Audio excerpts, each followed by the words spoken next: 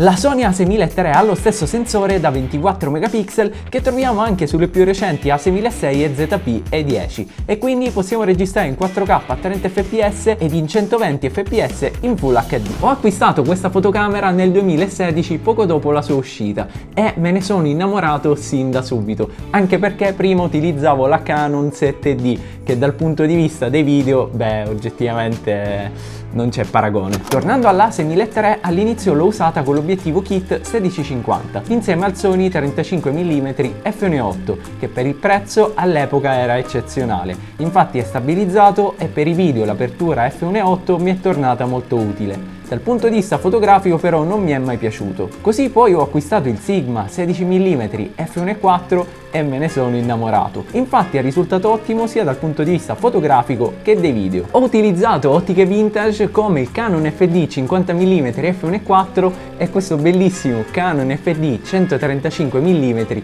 f2.5. 2 anni fa però ho acquistato il Tamron 1770 e diciamo che da quel momento non l'ho più smontato. Infatti a mio avviso è una delle migliori ottiche zoom APS-C per il mondo Sony e infatti se la gioca con il Sony 1655 f2.8 che è più definito, costa un po' di più ma non è stabilizzato, mentre questo Tamron è stabilizzato e per chi fa video secondo me è l'ideale, soprattutto se poi non si ha un sensore stabilizzato appunto come nella Sony A6000. In tutto ciò però il Sony 1650 f3.5 5.6, quindi l'obiettivo kit che in genere troviamo con 100 euro in più nei bundle con le fotocamere, è ancora qui con me perché era l'unico obiettivo zoom che entrava all'interno del mio scafandro, quindi per fare le foto sott'acqua. In ogni caso la A6000 è stata la mia videocamera principale fino a novembre 2022, quindi lo scorso novembre, perché poi ho acquistato l'Alpha 7 IV che appunto mi sta registrando in questo momento. Ma non ho voluto vendere la A6000 perché comunque è molto comoda come videocamera secondaria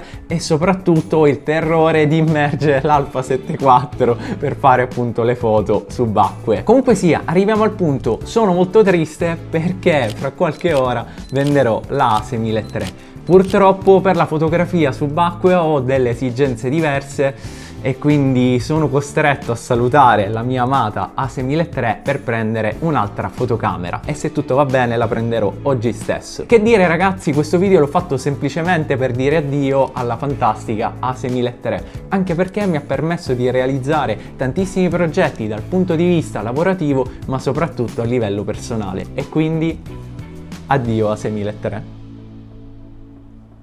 Sono veramente triste ragazzi.